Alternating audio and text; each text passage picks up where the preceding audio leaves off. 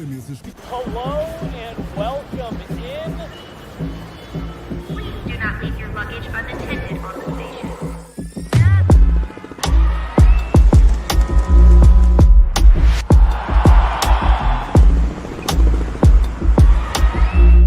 Welcome to the show. Welcome into the inaugural episode of Pucks and Prosecco.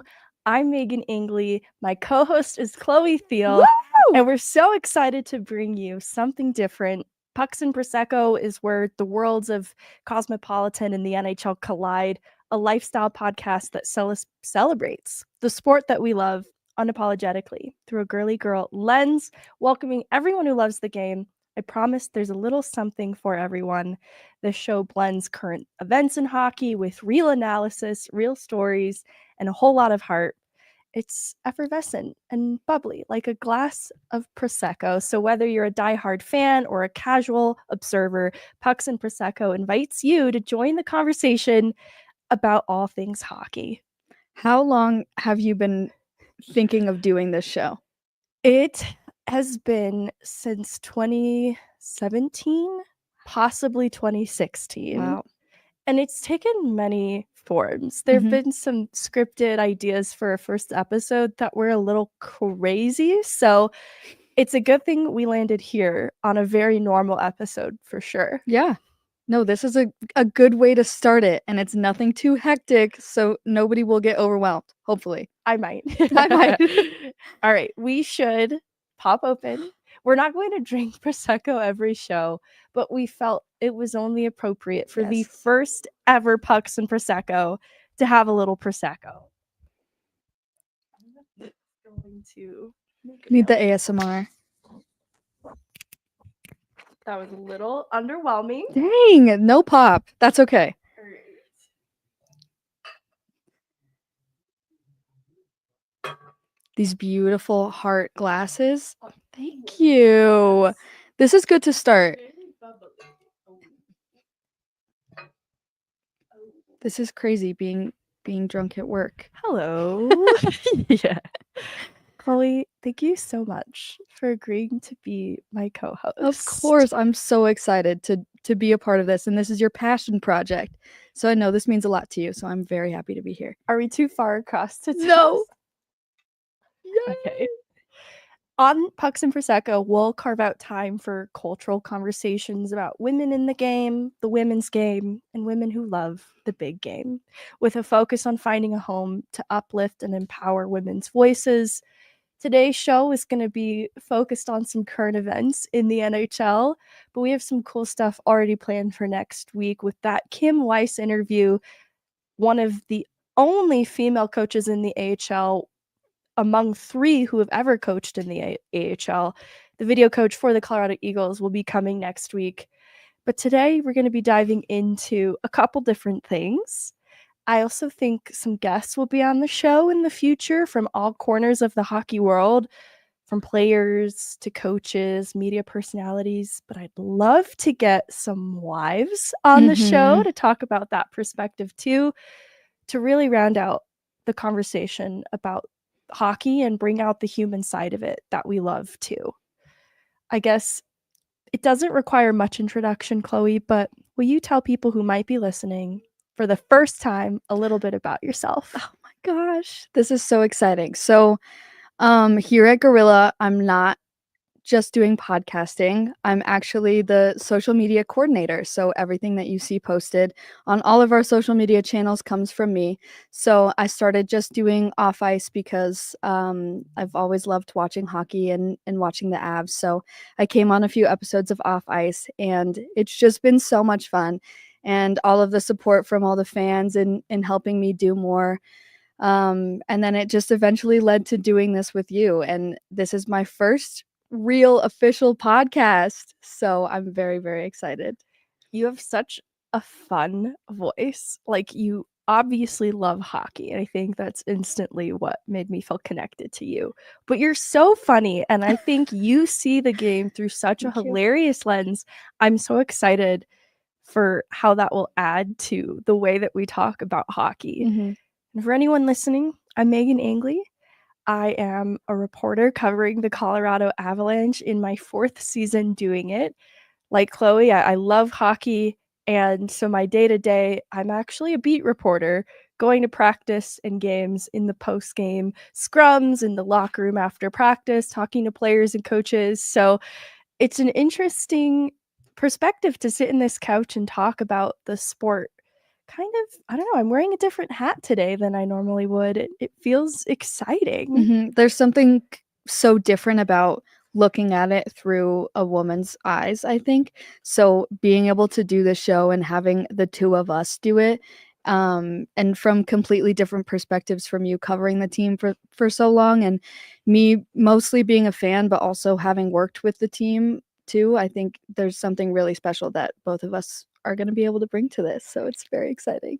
To include style rankings. Yes. I'm excited. You pitched this idea last night. I think it's fabulous timing. And I just want to tee it up.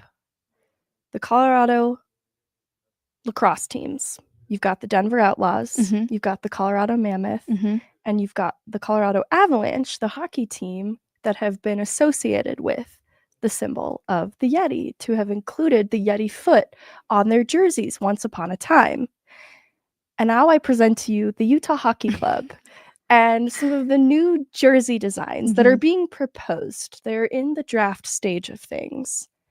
And if we could get some of these jersey ideas. Jesse, for will the you put viewers. up all of the Jesse's producing our show today and he's just failing. We've got so Jesse far. back. We've thrown a lot at him at the last minute. That's There's true. Sound That's true. effects that we'd like to incorporate. Yeah, I know. I always get mad at Jesse and all of the talent for coming to us and asking if they can put graphics on like 10 minutes before the show. And now I've turned into that person. Okay, so I'm being kind of mean in talking about, is this play about us? Like, can Yes. Utah find their own recipes? But here's the thing. Yeti was outlawed, apparently, with the trademarks. Yeti, the cooler company, said, no, we're not going to allow that. So Right. Yeti isn't going to happen. But I know that the fan base was really keen to get that as part of the symbol for the team. And they showed, I mean, this was last week, I think, when were having the fans vote on these. So they had a whole design for Yetis, and you can kind of see what it looks like. It's interesting. It's very interesting, and here's where I have to play devil's advocate a little bit. Geographically, Utah shares a lot of the same lore as Colorado. Yes. And so from the outlaw side, there are real outlaws historically tied to both Utah and Colorado, to include, similarly, Butch Cassidy and the Sundance Kid's crew committed crimes in both Utah and Colorado. So we both are states with outlaws. We both have mountains. So kind of in that Utah Hockey Club proposed design, the top of what appears to be very Yeti-like has kind of a mountain landscape. And then similarly, fossilized mammoth remains have been found in both Utah and Colorado. So it's not entirely unique to just Colorado, but if they propose anything involving Dinger, I'm getting really suspicious. I understand where they're at. Maybe there's not enough going on in Utah for them to pull ideas from for the logos. So true. But it has to be more original than teams that are already in Colorado. I think that's what's tough is you have to have more lore. Like if we dug deep enough and found Dinger and we're like, yes, we're going to grasp at the dinosaur. That's our new logo for the show, actually. That's our new logo for the show. And we're going to get a real dinosaur mascot. I love Dinger. Are you cool with mascots? I have so many friends who are afraid of them. I like mascots. Okay. Yeah. Something about the mask really freaks some people out and they can't even be near a mascot. So I think what Utah needs to do is maybe dig a little bit deeper for something that's totally unique to them. I've already seen some cool ideas that relate to indigenous tribes in the area, but I'm sure they have to get approval too. So maybe that's some of the issue with more unique ideas than we've seen. Are any of these standing out to you as a favorite? No. I do think the Outlaws one is a little bit more original than the Mammoth, but I also don't like the design of it. Like I just don't think that looks great on the jersey. Like that mock-up of the jersey, it looks awkward on there. And something about the colors too. You know, if you're gonna have an Outlaw logo, I feel like you should change your colors to sort of match that vibe. Yeah, I'm struggling with it like at the center as a centerpiece logo. I guess there are some logos that incorporate like a human figure a little bit, but for it to be the total focal point, I'm struggling with. Like, Right. I think Islanders have had a version of a fisherman in forms of the jersey, but for it to be the main thing, I think is tricky. I love the Western inspired ideas that can be born from it with the fan base, like being able to wear hats and get dressed up for games in that way. And if they did have a dance crew, I think that would be cute to have them be kind of cowgirls. That would be cute. But I think they need to tinker with that logo just a little bit Just more. a little. Because the Mammoth actually stands out as the one that feels the most hockey right now. Yes. But I think Outlaws has potential. I think it has potential if they alter the logo a little bit. And now that you say that about how much stuff they can do with it, it's making me like it more. I think it can be cute. Yes. Cute is what they were probably going for. Right. Cute is the main word when we're rating these on a scale. It's a scale of cuteness. I've already seen people kind of modify the Mammoth one to have kind of that mountain range at the top of the head in that one, and then have the tusks of the Mammoth kind of look like hockey sticks. So I'm getting sold on Mammoth a little bit more too. But ultimately, they just got to make some decisions. As a huge fan of the University of Denver hockey team, they don't officially have a mascot. People associate Boone with DU, but he's not an official mascot. And we went through the ringer in trying to vote for a mascot when I was a student.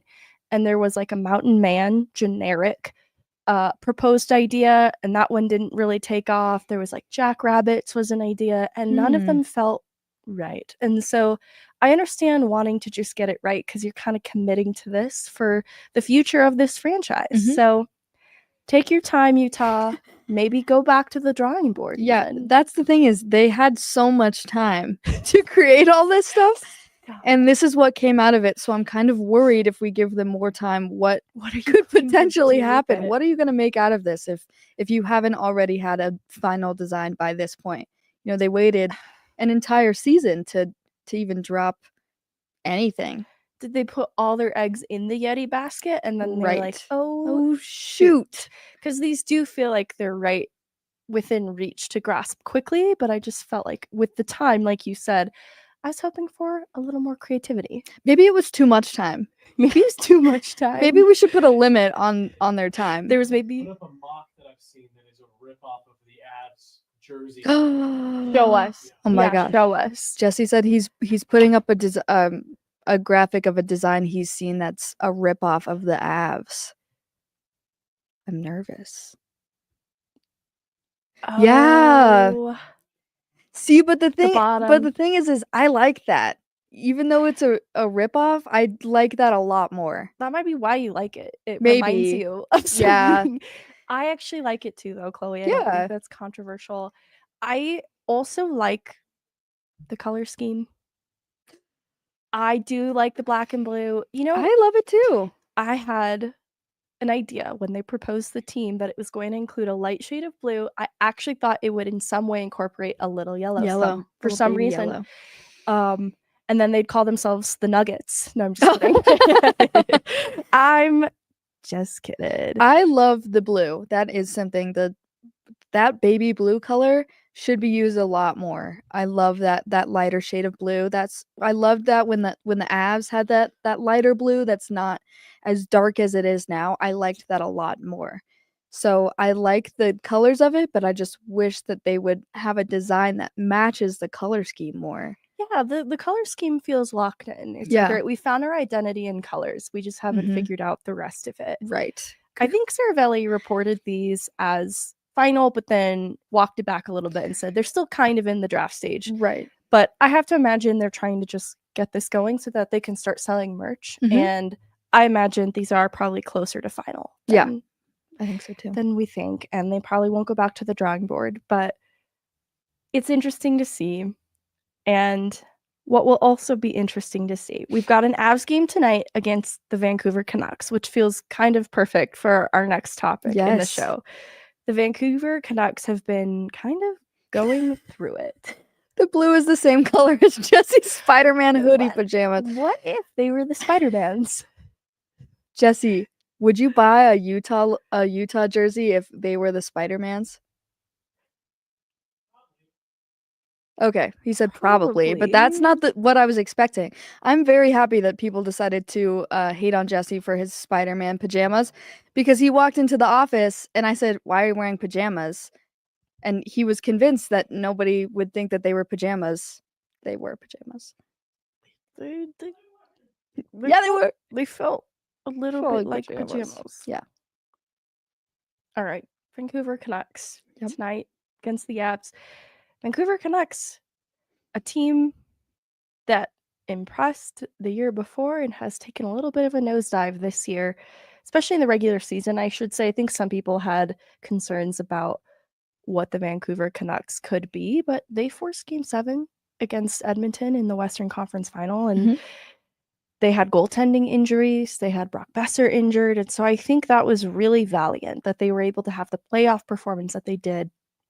But that makes the regular season result then this year feel a little bit difficult. I think some people watching the team maybe were skeptical of their success last year, so they're unsurprised, but they're 5th in the Pacific, 4-5-1 in their last 10, and they just come off of a 3-2 overtime loss to Detroit on the heels of what was a big trade in the Mhm. hockey world. I know Avs fans are probably like, yeah, I don't know about big trades. This one feels like it's not quite as big, but there's been so much drama around this trade and the possibility of even more that I felt it deserved a deep dive. Mhm. In the criminal justice system, hockey-based crimes are considered especially heinous. Good job, Jesse. At Pucks and Prosecco, the dedicated detectives who investigate these crimes are members of an elite squad known as the Special Girls Unit, Wow. SGU. To you. And so it's well known at this point there was a problem with Mhm. Elias Pettersson and JT Miller. But what isn't really known is there blame on one side? Is this the case of the pouty overpaid superstar and a prickly confrontational veteran in Mhm. JT Miller? Is there too chill a guy versus a guy who cares a lot but has questionable forms of communication? And I think it's just important to go back in time a little bit here, starting with JT Miller. Mhm. Born March 14th, 1993. I'm just kidding. We're not going that far back. Pisces sun, Wait, but Sagittarius right, moon. we have to know how his upbringing affected him to this day. To this day. And here's an interview with his parents. No. Jesse's overusing No, this. I love it so much. What I love about digging into Miller's player history just a tiny bit is that it comes full circle. That Mhm. he's drafted by the New York Rangers in 2011, 15th overall, ends up back with the New York Rangers. I don't want to get too carried away with the player history because he was traded to Tampa Bay. He was on an expiring deal, and I think there's a lot of revisionist history with Miller, like, okay, he's been moved on from these teams. There's murmurs of things not working out. But I think with New York, it was just a matter of they couldn't see themselves extending his contract. They didn't see themselves able to afford a new deal with him. And they decided to make a trade. And some people speculated the return was not enough and reflected badly on Miller, which I think is too easy to say in hindsight. The Lightning sent the Rangers Nemesnikov and 2 prospects along with 2 picks. But this was a trade that involved McDonough as well. It helped the Lightning in the end. You know, when he went to Tampa Bay, they qualified for the 2018 Stanley Cup playoffs, and they lost in the Eastern Conference Final. So he signs a 5-year extension. Like, things go pretty well for him in Tampa Bay. The next year, they're President's Trophy team, but they're swept by the Blue Jackets in the first round. So he gets traded to Vancouver in 2019. This is amazing. He helps the team along to an eventual playoff berth in 2020. And he averages a point per game and helps to put together the team series against the Minnesota Wild, the Blues, the Vegas Golden Knights. Him and Pettersson emerge as team leaders in points. And so Miller's time in Vancouver, make no mistake, was productive. This was a player that immediately emerged as a huge points producer. He really started to turn heads in the 2021-22 season when he led the team in points by a 31-point margin and nearly hit 100 points that year. Mm-hmm. All this in spite of the organizational changes that are happening with Vancouver.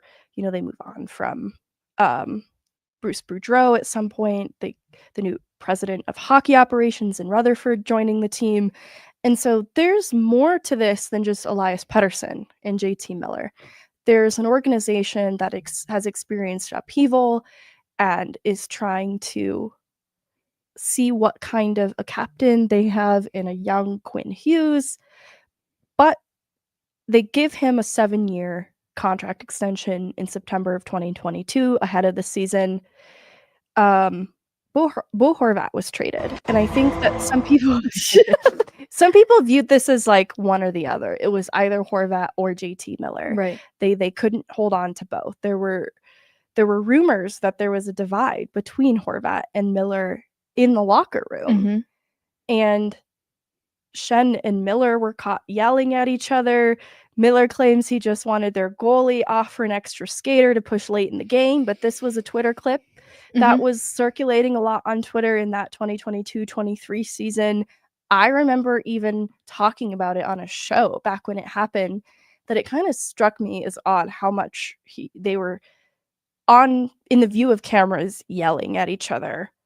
But this extension for Miller, at the time, it made sense to get him signed because Horvat had basically been below a point per game player, like around the 0.8 for the 3 seasons prior. So at that point, considering he was entering his age 27 season, there wasn't much reason to expect a contract for Horvat to suddenly become a lot more expensive. Miller was coming off a near 100-point season. Mm-hmm. And so I think that was really what made the decision. I think the rumors of discontent between the two, based on what we dig into in the future, there was probably some truth that there was confrontation, but I think that's just who JT Miller is a little bit. So brings us to this last year that I alluded to, the Vancouver 2024 season, where they smashed all expectations and took hold of the Pacific Division with a 50-23-9 record. And JT Miller was a key piece in that entire operation, finally hitting the 100-point mark. And he had a big defensive effort in Game 7 in the Western Conference Finals against Edmonton. So we enter this year with a pretty good opinion of JT Miller, in spite of everything that I just said. Let's pan over to Elias Pettersson for a second. This is a homegrown talent to the Vancouver organization in his 7th season with the Canucks after they selected him in the first round in the 2017 draft. 26-year-old player had an NHL career high 102 points in the 2023 season and signed a pricey 8-year extension last year, which is around 11.6 AAV. And I think that's what's going to shape some of the context of the timeline of this year of the feud. On October 23rd, I was going to say, Jesse needs to put that right there because you set that up perfectly. On October 23rd, there was a heated exchange at practice, a cross-check from JT Miller to Elias Pettersson that Jeff Patterson reported. On October 25th, Elliot Friedman on 32 Thoughts reported that Vancouver wants Elias Pettersson to get tougher. Elias needs to get to another level. You'll all see it, and we want you guys to get him there. So there was this notion that it was a team effort to get Elias to be a more well-rounded, more mature player. And there was some sort of sense that the leadership on the team was tasked with helping to get him there. And coaches say this about their players all the time. Like, this is something that's hard to look into after you see JT Miller cross-check him, and then maybe he is too delicate, and now you have the coaches talking about it. I don't think I want to make the assumption just yet that those things mix. You know what I mean? I think the coach was he was basically saying that they expect more out of him, and it didn't Yeah. come from that. I think that's a fair point because completely separate from JT Miller, there's a conversation around Elias Pettersson, especially on the heels of this huge contract extension. Like, okay, we just paid you. We need to see more from you now. And I think that's where the early struggles of the team as a whole felt unsatisfactory for everybody involved. But you're looking especially at the superstar that you just paid. Right. Interestingly, on November 19th, JT Miller takes an indefinite leave of absence that will extend through December 12th. I don't want to skip ahead, but put a little asterisk by this leave of absence because, for one, I want to make it clear I'm assigning no negative value to a player who wants to take a leave of absence for any personal reasons. I think that will lend itself to an interesting conversation later when we talk about maybe the way in which these two personalities were never going to get along. Right.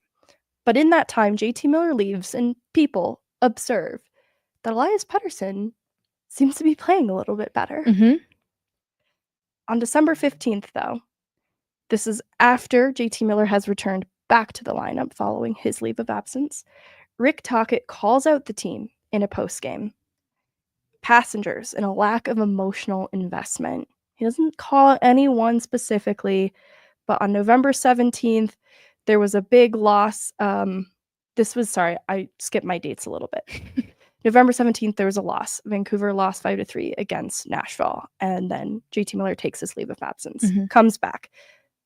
Rick Tocchet calls out the team in media in the postgame about passengers and a lack of emotional investment. And this is where I think you can mark the start of more media reports about a feud between the players. December 20th. This is where we're getting closer to the video.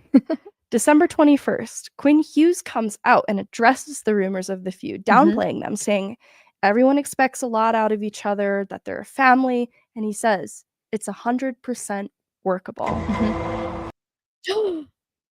On December 22nd, JT Miller comes out in media also downplaying the feud.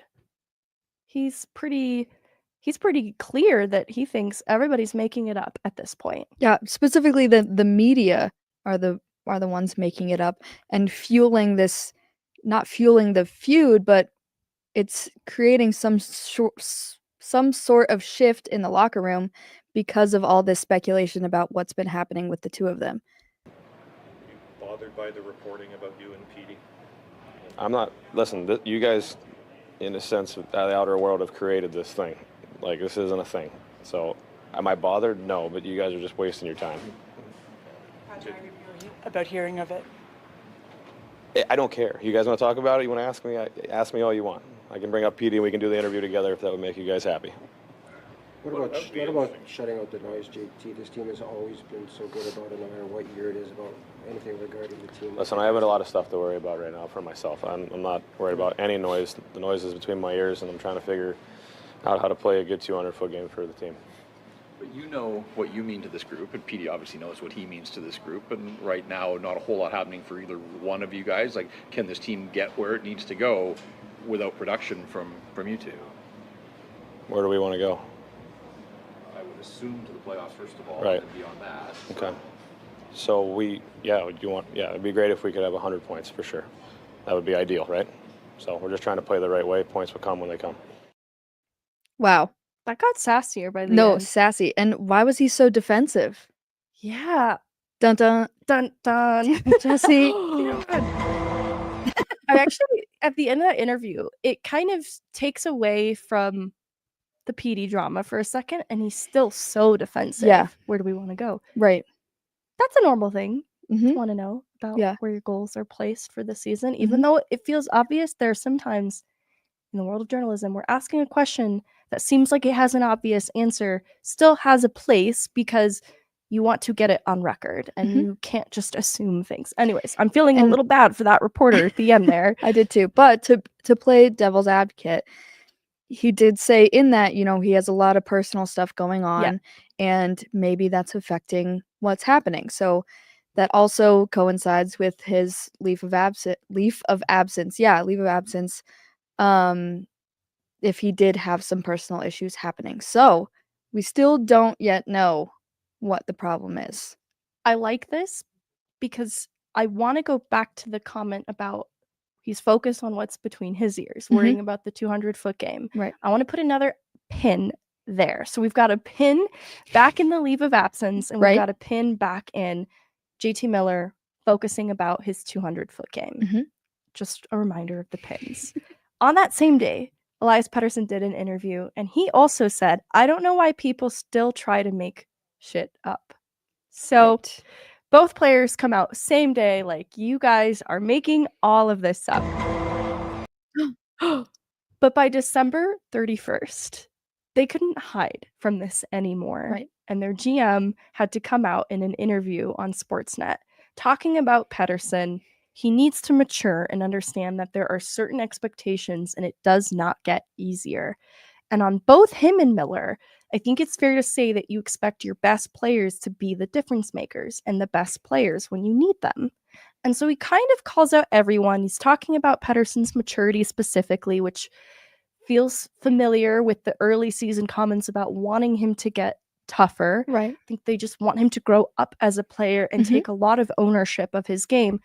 But also the GM calling out all of the star players. Like, I need all of you guys to be stars right now. That isn't immediately calling out a feud between them. But by January 1st, Brad Richardson, a former Canuck, appeared on a Missing Curfew pod and shared that there was tension between the players going back to the 2022 season. He said, I was in that dressing room with those guys. I love JT, love him. He's a freaking animal. But I even told him, I said, hey, you're too hard on this kid. And I think this is interesting because this will be where we, at the end of our discovery, talk a little bit about who JT is as a teammate. Because this is a player that obviously cares about winning and cares about talking to the people around him to make sure that they also care about winning. And I think that's why a player like Brad Richardson can say that he loves this teammate. But there can also be a communication style that maybe doesn't resonate with everybody. By January 9th, the former Vancouver Canucks coach, Bruce Boudreau, came out and also affirmed the feud between the players. He said, that was the case when I was there. It wasn't a question of Miller and Petey liking each other, but if something good happened, they hugged each other. And for the most part, they played on the same line, for crying out loud. But the more we make out of it, the disconnect, the worse it is in my mind. There's no doubt there's friction between these personalities because they're so different. The alpha, Miller, can control the room, but one of the great things when I was there was a player like Tanner Pearson being a real conduit. He sat beside Petey and was a really good friend with Miller. He did a lot of smoothing things out. I don't think they have that one guy like that anymore. Maybe Tyler Myers. So he's skirting around it a little bit. Like, yes, there was tension, but they worked through it. Right. And there were players that helped to bridge maybe where that communication wasn't as effective between the two players. And even Boudreau is saying maybe there isn't that player in the room anymore that is able to do that. And there shouldn't need to be that sort of player. Yeah. You know, if you guys are playing on the same team, there shouldn't be a disconnect. I mean, there can be two players that operate completely different. Yeah, I think that's what ultimately led to the undoing of Miller's time in Vancouver. But I think similarly, Elias Pettersson not being receptive to that type of communication reflected poorly on him too. By January 18th, Elliot Friedman reported that Vancouver was close to dealing Miller to the New York Rangers, but it fell through. So at this point, it's pretty well established. There's some kind of problem, and they're looking to actively move players. By January 28th, Friedman also reported that Vancouver was in discussions with the Carolina Hurricanes about separate trades involving Pettersson and Miller before the Hurricanes instead acquired Mikko Rantanen. Oh my God. So and that's Taylor really Hall. why we're talking about this, is because it connects to the Avs in the end. It totally does, because Friedman had ominously reported that there was potentially an even bigger trade the day of the Mikko Rantanen trade. Right. And my thought immediately went to Vancouver and Miller. But what I'm wondering is, Jesse made a point off air is that really bigger than Mikko Rantanen, right? Is a JT Miller trade singularly bigger than Mikko Rantanen? I don't think it's bigger. It was more expected. You knew that Yeah. one of these two players, they were looking into trading one of them, whereas the Mikko deal, it was completely unexpected. I wonder of. if the thing that makes it bigger is if Mhm. both Pettersson and Miller would be moved, not to the same team, Right. but if it would be another multi-team trade that was in the works that would see both players Mhm. being traded. That's the only way I could think Yeah. it would be bigger Or than just, the Mikko. Having to choose between one of them. That being the bigger part of it is everyone speculating which one of them would be traded and not Right. really knowing. I think before I did the deep dive, I leaned on it being JT Miller pretty easily Mhm. because I looked at his history as a player and the murmurs of there being confrontation with other teammates in the past. So I kind of felt like, okay, he's the problem, obviously. I don't know that it's so obvious, though. I think Elias Pettersson shares a little bit of why things didn't work out. And same day as that Friedman report about the possible trade with Carolina and Pettersson and Miller, Jim Rutherford, their president, comes out and confirms that there's a rift between these players, Mhm. which we know by now, but that everyone involved tried to smooth things over and a solution never stuck. Like there would be the attempt to repair things and it just wouldn't stick Mhm. and they'd be back at feuding yet again. And that they considered trading anyone. Not just Pettersson, not just Miller, but even a player like Hughes, his name was thrown into the mix. I Yeah. don't think that they're trading Quinn Hughes, Mm-mm. but I think that having your president come out and say that is very concerning about the state of the team as a Mhm. whole, that it's clear things are not working and it's almost pointing to the direction of a rebuild if this does not get back on track soon in shipping out any one of those being a core player. And this is where things start to just get messier, right? It's like, all right, people come out and they start talking about things in hindsight, like, the missing curfew interview earlier in the month, how, oh yeah, there's been a problem between these guys for a little while now. Mhm.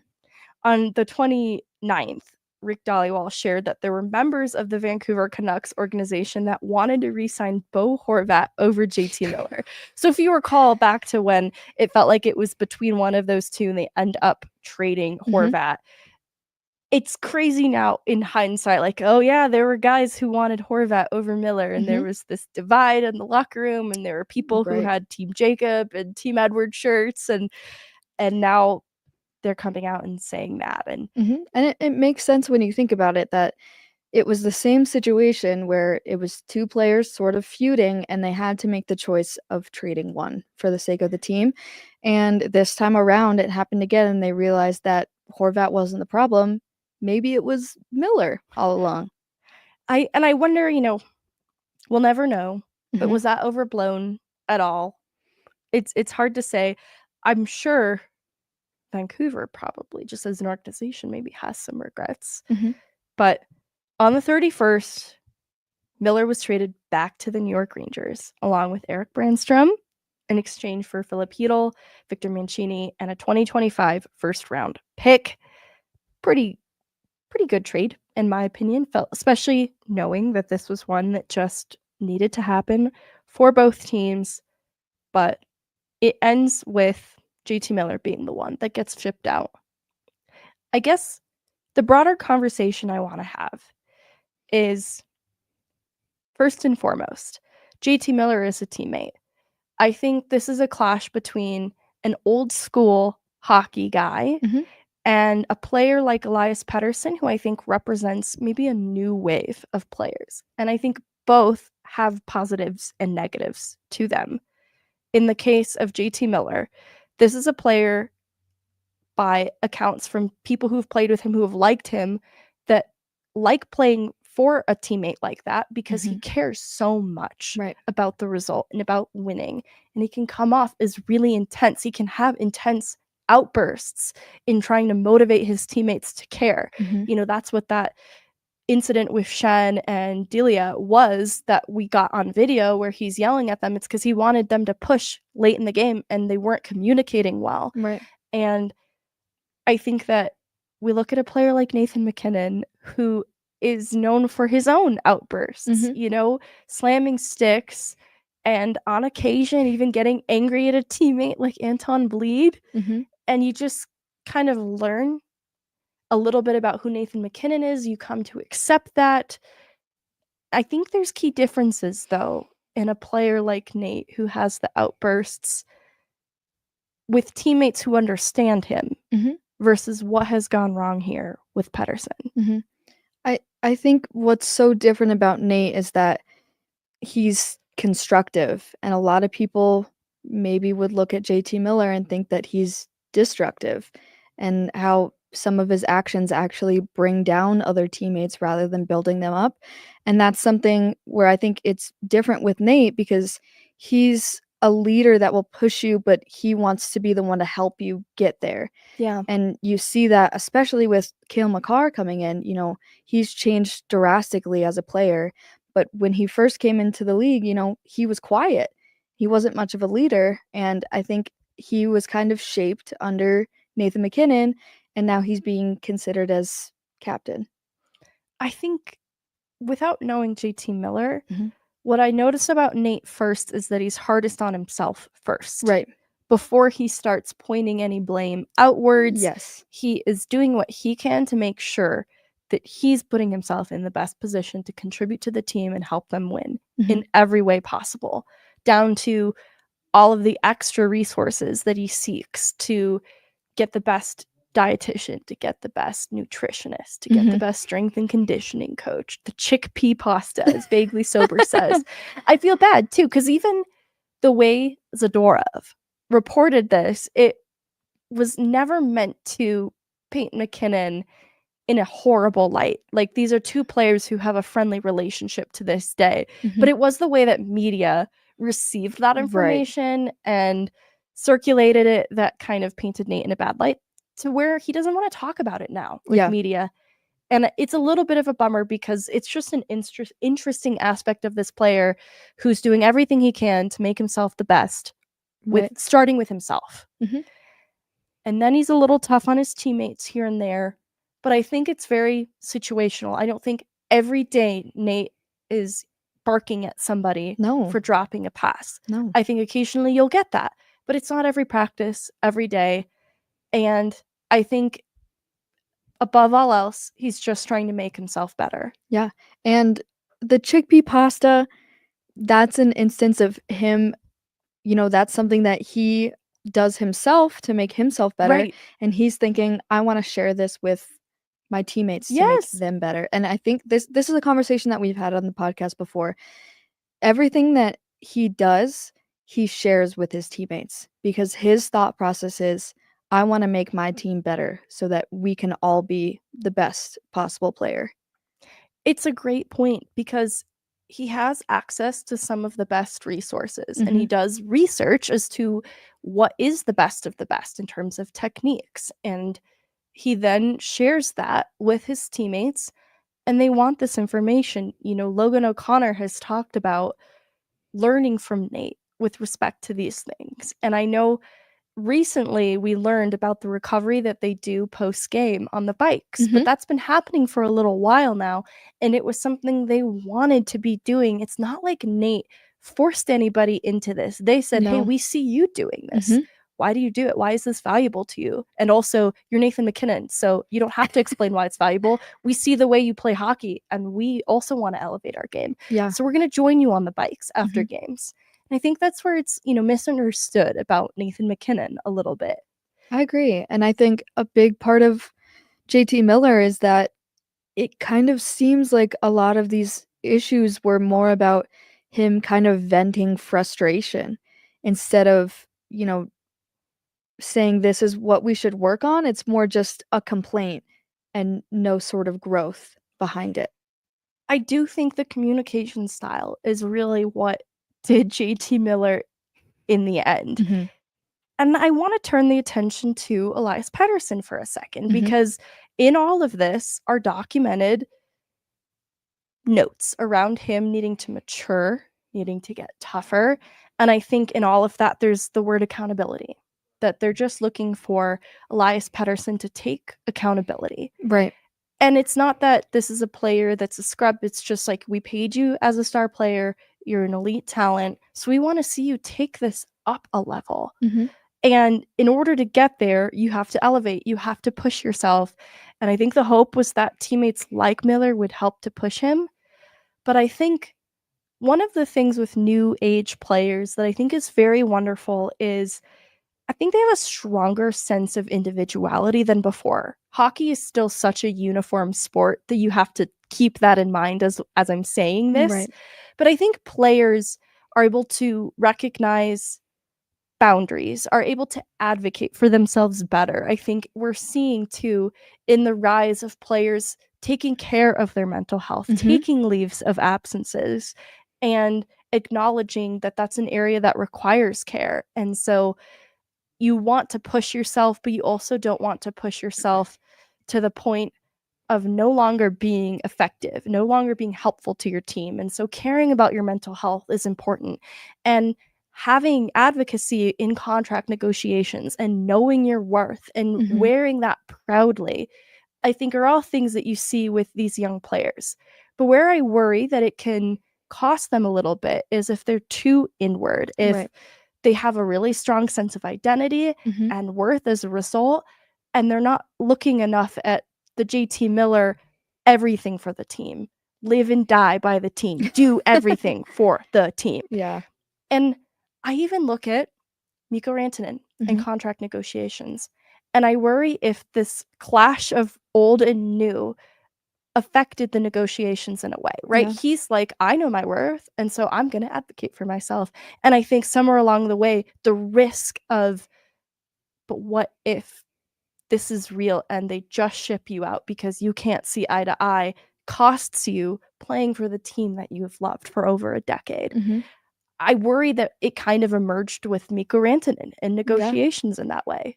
Yeah, I think so too. And that was something we talked about before with, when Nate accepted his contract, it was for the sake of the team. It was a team contract, and Mikko's contract was really just putting himself first. And you you have to wonder if these kind of players are maybe just wired differently, and they don't need to have that fiery in your face personality to care about the team, but because you can't see it from these players, then it makes it seem like they might care less. Yeah, because you're right. I don't think it is care less for any of them. Right. I think that they have a strong sense of self and self-care Mhm. that can sometimes appear like disengagement. And I think Emily in the chat brings up Nate. I've talked to Nate about seeing a sports psychologist. And I think Nate's a great example of trying to marry these two philosophies because Nate is, in a lot of ways, do anything for the team. Right. But Nate has also recognized, especially I think dating back to 2017 is where this really ramped up for him, seeing a sports psychologist, how managing your emotions and prioritizing self-care has value too, alongside the anything for the team mindset. Mhm. And that's where I think born from that is the player that had an off season that focused on recovery and almost surprised media on media day that was Nate's focus this off season going into this year, because he is so much an anything for the team kind of guy. And I think both players, new and old, are trying to find that balance, because we also like the JT Miller side of it also captures the players who play through crazy injuries during the Right. playoffs, and you're like, that actually was kind of stupid. Mhm. Yeah, I think it just depends on what you're willing to give up. If you're a player like JT Miller and you want to play through a really hard injury, then, you're risking having a shorter career. Yeah. And I think it just depends if you're either of these players. If you're willing to give up absolutely everything for the Canucks and live and die by them, then you should put your everything into it. But it seems like Pettersson maybe's in a place where this isn't the last thing he's thinking of doing. I kind of love that, because on one hand, it's like, okay, hockey is life. Hockey should be your life. Right. To an extent. Mhm. But it's probably healthy to have other things outside of hockey too.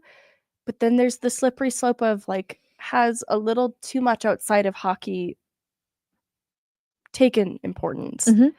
And I think with Pettersson, that's where, in talking about players finding balance, because I look at too, having an intense player like Nate who will bark at you on Mhm. occasion for doing the wrong thing is balanced. Oh, we got a super chat Whoa! from Vaguely Sober. Congratulations on the new show. Thank you so much, Vaguely. It's so good to see you in here with us. Our first super chat. I am so excited to be doing this with you guys. I can't remember what I had a point lined up. Oh, I was gonna say the thing about Nathan MacKinnon too is what I've seen from the locker room is he's not always the loudest guy in the room. No, he's not. I think that's a great point. You know, he can be hard on teammates on occasion, but there's the balance of, I've described stoic Cale Makar, Yep. who I don't want to describe as quiet. He's the kind of guy who, when he does speak up, it's very impactful Mhm. because of that. Right. And then this is where Mikko, I kind of describe Mikko as having some of the new age characteristics, but Mikko cares. Mikko's always cared. Mhm. And so I think that Mikko had a good balance of the inward, but also the outward, doing things for the team. Yes. He was very competitive. I think that's why he complimented Nate. And I also think that the silliness of Mikko Mhm. also helped to soften Nate a little bit. I know. I have to imagine that a little bit agree. of Nate's competitiveness rubbed off on Mikko too, though. Like, I Mhm. don't doubt that he was always competitive, but I imagine playing for and with Nathan MacKinnon just makes you want to care a little bit That more. would make me want to care so much. But I agree. I think there's a good that's an example of a good balance of your different personalities coming together for the sake of the team. You know, even though they have very different outlooks on the game, rubbing off on each other made them better players in the end. So, And that's where I think you had two very different sides of the spectrum in Pettersson and Mhm. Miller. Yeah. That there wasn't a path for them to meet in the middle Yeah. because it was too far apart. I agree. And similarly, kind of like Bruce Boudreau talked about, they had players that helped to bridge that gap Mhm. that I think they don't have really on this team. He said maybe Tyler Myers. Mhm. And I think that's important to note too, because I think Quinn Hughes is a different type of leader. Yeah. Then I think he's got, maybe some Cale Makar in him and how Yeah. he leads specifically. Mhm. Also, they're both very good hockey players. But I think Quinn Hughes being more reserved in Mhm. how he leads and leading by example in a lot of ways, being very composed, maybe wasn't going to provide the balance that these two parties at such odds needed. Yeah, he is a very quiet leader, and I don't know enough about the Canucks to know how much of a difference he's making as a captain on the team, but it seems like if that was a situation arising in the locker room that he would have to step in to be the person to confront that. Tapioca pudding personality. I feel for Quinn Hughes. I can't speak on him as knowledgeably as I know how Right. Cale Makar leads, for example. Mhm. That is a hockey player that always looks like he's disassociating. Yeah. And I'm always worried about him. He looks He looks sad. sad. Yeah. So I don't know about Quinn Hughes. Mhm. I don't doubt that he is a good player and has strong leadership qualities, but when you had two strong personalities, I think they needed another strong personality to help bridge that gap. And Mhm. honestly, that's where I see a Mikko as having been so valuable to the Avs. He was also a strong personality in his own right. I think that's why he could hold up to a MacKinnon, and then it just, fortunately for us, was complementary versus being at such odds. And then you also mentioned there's more voices in that room. Mhm. And that's where I think like a Manson who's pretty vocal comes Yep. into play. And a Taves. if the Vancouver Canucks had the equivalent of a Devon Toews in terms of leadership, Yeah.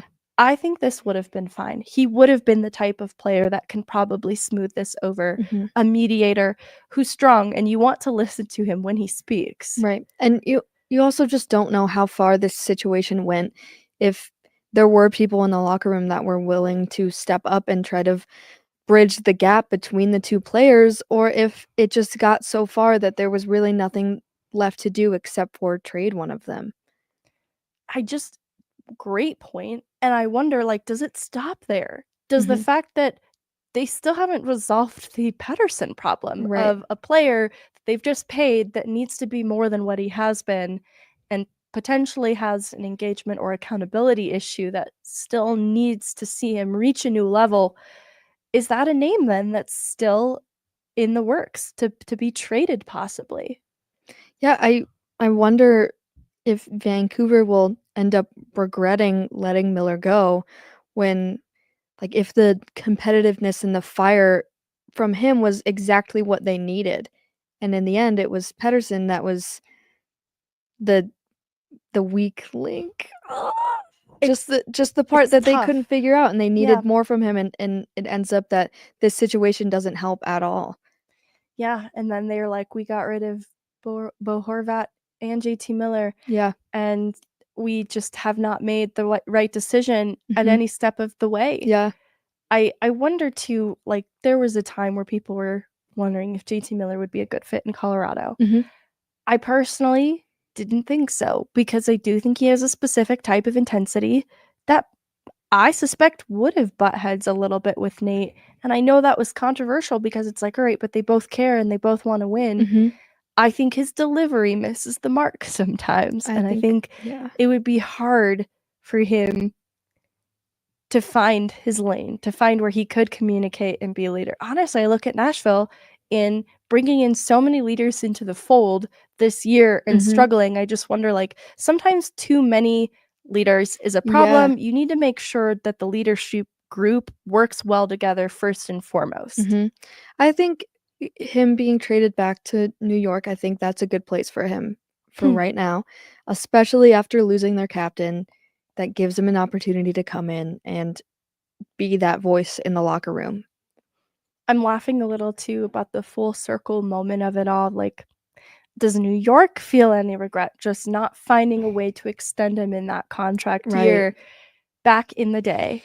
And it's hard to say, but I think we have a good thing going in Colorado. That's Mhm. what this situation helps me to appreciate, Yes. at least, that it's not a locker room that's without any and all conflict. Mhm. Again, Nate McKinnon can be tough on his teammates at times, but I think he has a more effective way of communicating that by picking his battles, and there is a standard of winning that's been met in Mhm. Colorado. Yeah. They win a cup with a player like Nate, and so I think there's proof of the process. Like, Mhm. alright, this guy has done it before, so you know what?